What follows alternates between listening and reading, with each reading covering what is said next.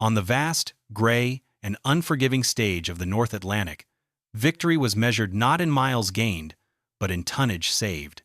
For the sailors of the Allied convoys, every voyage was a desperate gamble against an invisible enemy, a shadow beneath the waves that could strike without warning, leaving only oil, debris, and the cruel, cold sea. The escorts were their guardians, frigates, corvettes, and destroyers, armed with depth charges, hedgehogs, and guns. Their purpose: to detect, to hunt, to kill the U-boat. But what happens when the hunter's weapons are silenced? When technology fails, and mathematics of destruction offer no solution? What does a commander do when the only weapon left is his own ship?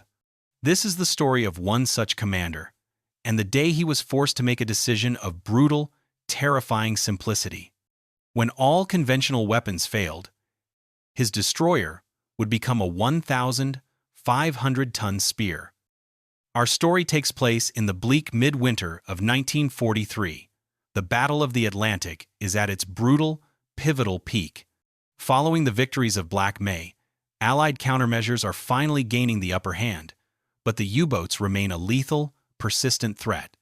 Convoy OS-69, a slow but vital stream of merchantmen carrying supplies from the United Kingdom to West Africa, is plodding south through heavy, rolling seas. Its protector is the 40th Escort Group, a mixed force, including the River-class frigate HMS Swale, and our focus, the V and W-class destroyer, HMS Velox. HMS Velox is a veteran of the Great War, launched in 1917.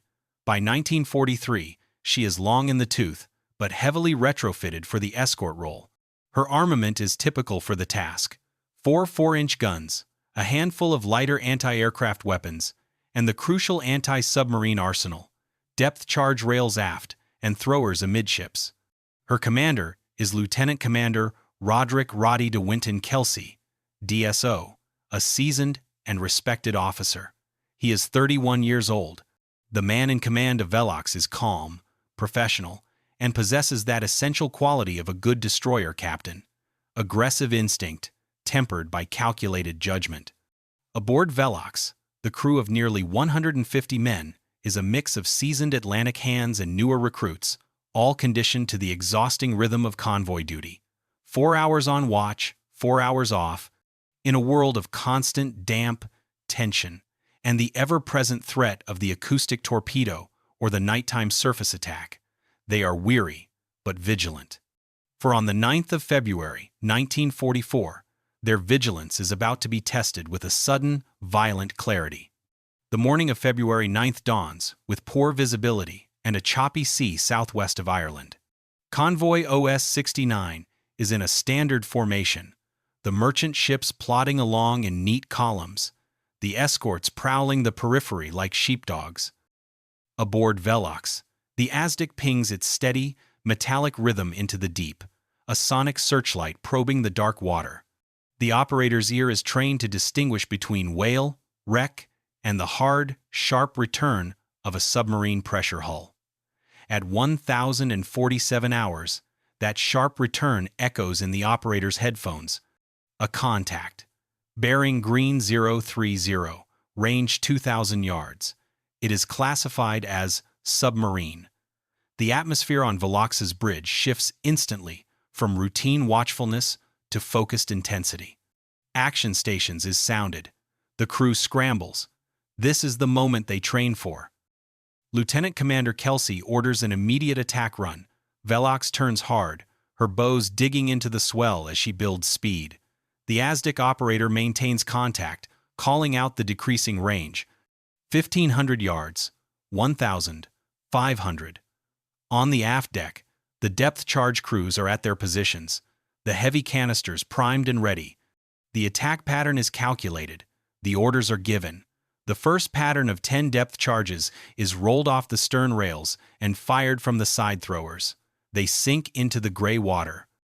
The moments of silence that follow are always the longest. Then, the sea astern of Velox erupts in a series of colossal, frothing geysers. The concussions thump against the destroyer's hull. A deep whump, whump, whump that every sailor feels in his bones. The crew scans the turbulent water for signs of a kill: oil, debris, air bubbles.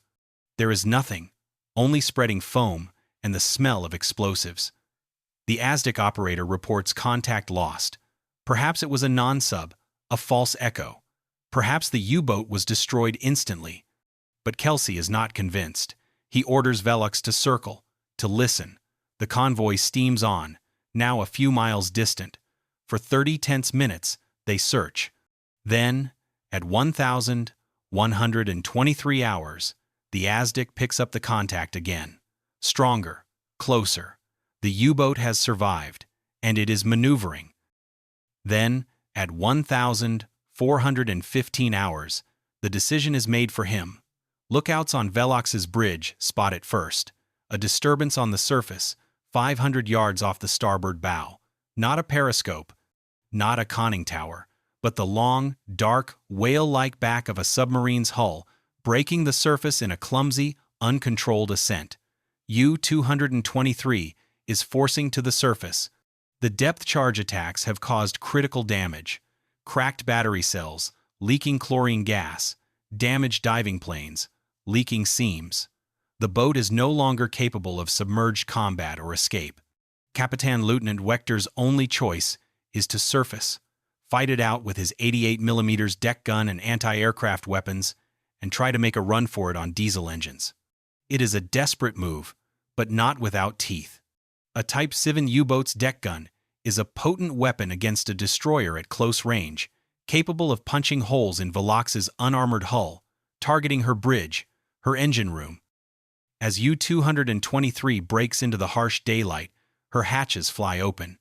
German sailors pour onto the rolling, spray-swept deck, scrambling towards their gun. The race is on. Velux is at action stations, her 4-inch guns trained. The gunnery officer barks orders. The first salvo screams out. Shells splash around the submarine, close but not direct hits. The German gun crew, despite the chaos, the fear, the rocking of their boat, is manning their weapon. The 88mm swings toward Velux. What follows is a close-range, chaotic gun duel. Velux's guns fire again. A hit, a flash on the U-boat's foredeck. But the German gun replies. A shell whistles past Velux's bridge. Another strikes the water near her hull, sending up plumes of spray. At this range, it is a knife fight. Every second, the odds increase that a German shell finds something vital. Velux's lighter Oerlikon and pom-pom cannons join the fray, tracer fire stitching through the air, trying to cut down the German gun crews who bravely, stubbornly, keep serving their weapon. For nearly 20 minutes, the two vessels slug it out, circling at distances sometimes less than 300 yards. Smoke, the acrid smell of cordite, the deafening crashes of the guns fill the air. Velux scores more hits, but the U-boat, though bleeding and on fire in places, remains afloat, its guns still in action. The destroyer's firepower, while superior, cannot deliver the instant, sinking blow. The 4-inch shells puncture the pressure hull, but a submarine has many watertight compartments. It can take a staggering amount of punishment before it dies. His voice, calm but carrying the full weight of command, cuts through the noise on the bridge. The order is given to the helmsman, not to turn away, not to present a broader target, but to turn toward. Starboard 30. Steer for the submarine, all ahead full. The meaning is instantly clear to every man on the bridge. The destroyer is to be used as a ram. A 1,500-ton projectile of steel and fury.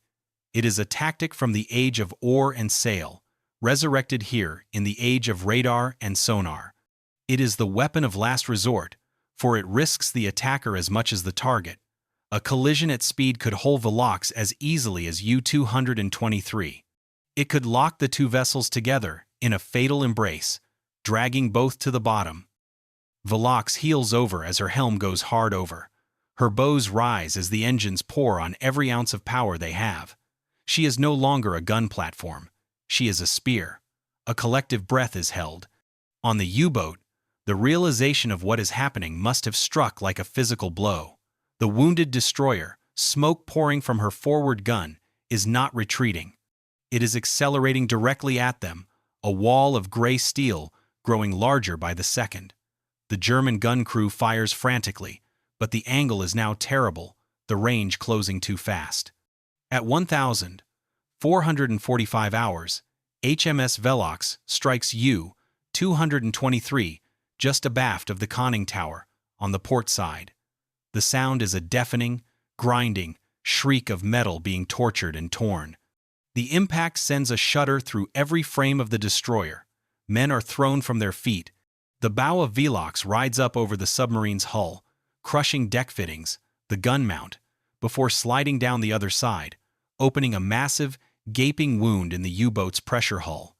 Seawater explodes into the German boat's interior. For a moment, the two vessels are locked together, then Velox powers through, her screws churning the water as she pulls clear. The effect on U-223 is catastrophic. The wound is mortal. The submarine, already low in the water from previous damage, begins to sink rapidly by the stern. The order to abandon ship is given. German sailors, many wounded, now leap into the frigid North Atlantic waters. The gun duel is over. The fight is now for survival against the sea itself. But Kelsey's job is not finished. A U-boat could still be scuttled with charges, its crew rescued by another boat. The intelligence within its Enigma machine and documents is priceless. And there is the duty of humanity. He must ensure the kill, and then attempt to save the enemy who moments before was trying to kill him. As U-223 slips beneath the waves, Velox, herself badly damaged forward, lowers her whalers. Her own crew, despite their injuries and exhaustion, pulls German survivors from the water. 20 of U-223's crew are rescued, including a wounded Captain Lieutenant Wechter. 27 others are lost. The U-boat is gone. The threat to Convoy OS-69 is definitively, violently eliminated. The immediate aftermath finds HMS Velox, a wounded but victorious ship. Her forward compartments are flooded from the ramming impact. She is down by the bows, her speed severely limited, but she is seaworthy. Tending to her own wounds and those of the German prisoners, she turns and slowly makes her way to rejoin the convoy, which has proceeded unharmed. Her sacrifice of her own structural integrity has guaranteed the safety of dozens of merchant ships and their crucial cargo. The human cost aboard Velox was sobering. 2 men were killed in the gun action, with several more wounded. The material damage was severe, requiring extensive repairs upon her return to port. But her mission was accomplished in the most absolute terms possible. For his outstanding leadership, skill, and determination in this relentless 3-hour battle, Lieutenant Commander Roderick Kelsey was awarded the Distinguished Service Order. The citation specifically noted his decision to ram, stating he finally sank the U-boat by ramming, a fine achievement.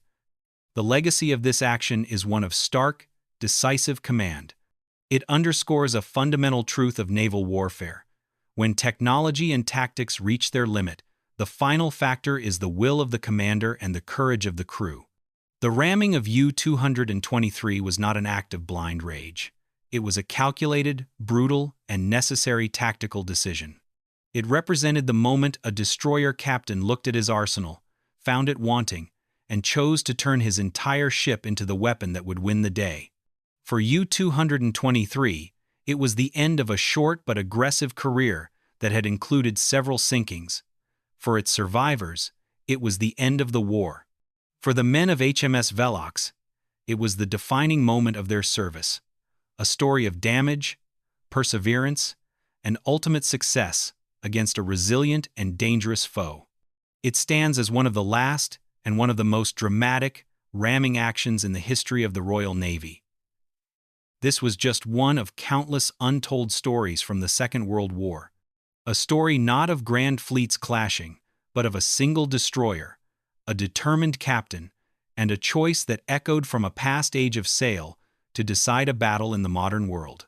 Subscribe to WWII Lost Records as we continue to bring these forgotten chapters of history back to life.